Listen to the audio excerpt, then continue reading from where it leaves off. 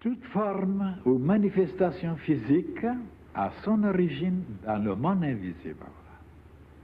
Chaque pensée, chaque sentiment, chaque émotion qui naît en nous s'habille après un certain temps dans une forme déterminée et laisse des traces visibles sur notre visage et sur notre corps. Nos pensées et nos sentiments agissent d'abord sur les vibrations les plus secrètes de notre être, sur nos émanations, puis sur la couleur de notre peau, sur notre parfum et enfin sur la forme de notre corps.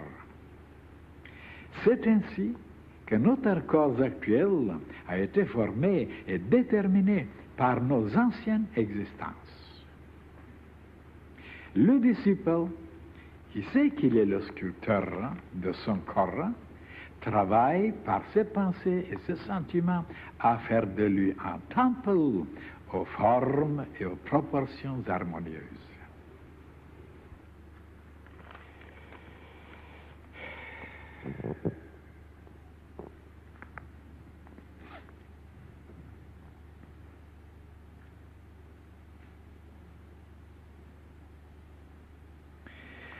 Cette page, mes chers frères et sœurs, n'est pas tellement nouvelle. Je vous ai déjà parlé dans beaucoup de conférences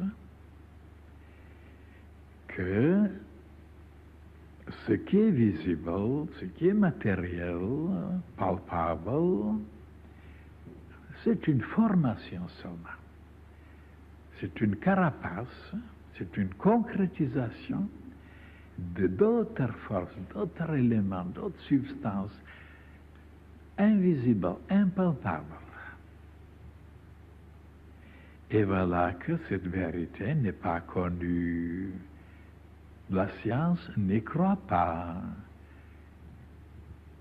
De ce que la science initiatique nous révèle. Depuis la création du monde, les initiés disaient la même chose, qu'il n'existe rien sur la terre, dans le plan physique, qui est concret, qui est comme ça, qui n'est pas formé par d'autres choses plus subtiles.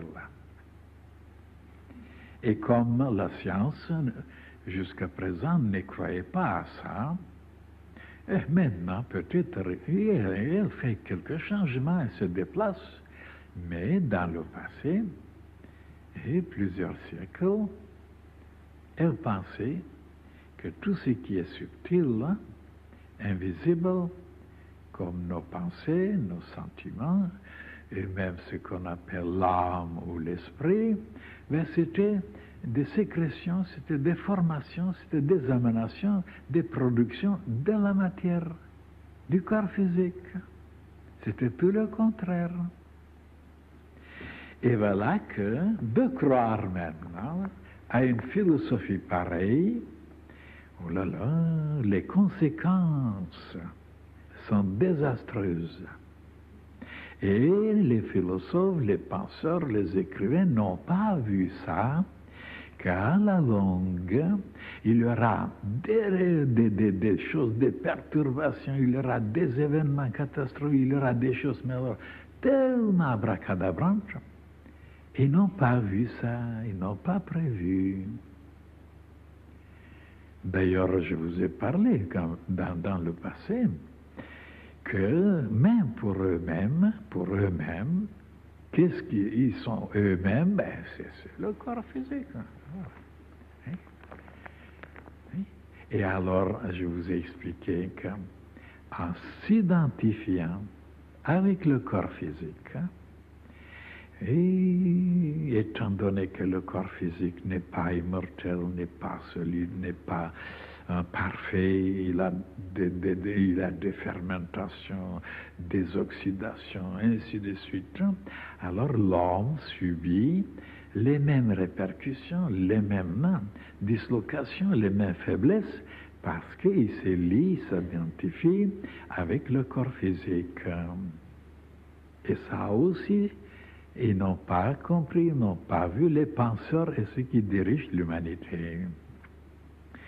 Si vous connaissez maintenant la science initiatique, la véritable philosophie qui nous révèle justement la réalité, on se découvrira qu'on n'est pas le corps physique et que le corps physique c'est une formation, c'est une concrétisation, comme je vous ai dit, que c'est notre arboricole, c'est notre voiture, c'est notre cheval, c'est notre carapace, notre moyen d'expression, mais nous sommes quelque chose de tellement subtil, tellement grand, tellement intelligent, tellement puissant, tellement immortel, que si les humains s'arrêtaient seulement sur cette question, de se retrouver, de se découvrir, de se concentrer sur soi-même, sur la réalité de soi-même, et non de s'identifier avec le corps physique, alors ils deviendront des divinités. Seulement, voilà, cette philosophie n'est pas propagée.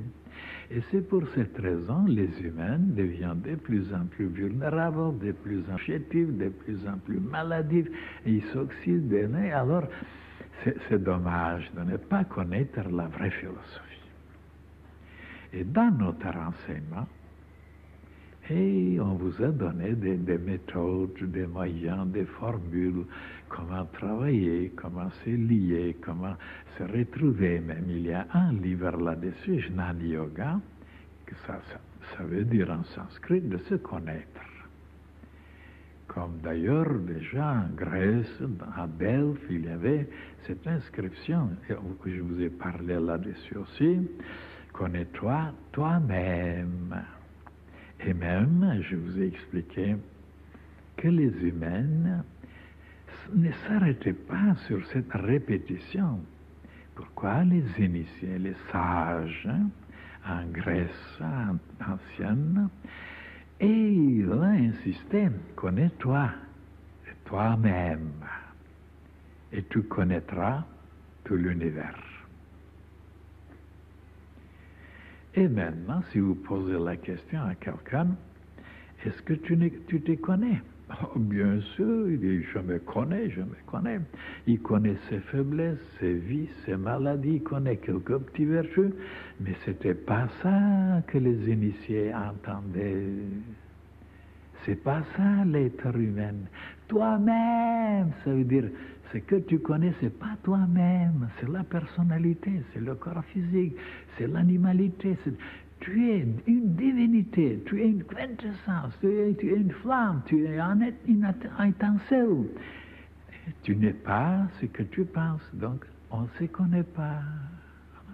On ne se connaît pas en disant je me connais. Mais laissons tout ça, c'était dans le passé. Je vous ai révélé beaucoup de choses dans ce domaine, comment on peut arriver à se connaître de mieux en mieux, et comme la connaissance n'était rien d'autre que de se fusionner, de s'unir, de vivre en unisson avec la même longueur d'onde, avec l'objet ou le sujet ou la personne. Et c'était ça la connaissance. La vraie connaissance, c'est de se souder, de se brancher, de vivre. Et comme il est dit, Adam a connu Ève. Ben, comment il l'a connue? Il s'est fusionné avec elle. C'est ça. La véritable connaissance se trouve dans les oreilles. Oui, dans l'appareil des cortines. Et pourquoi? Parce que l'intelligence cosmique a arrangé les choses très intelligemment pour pouvoir connaître des sons et la musique et le bruit et tout.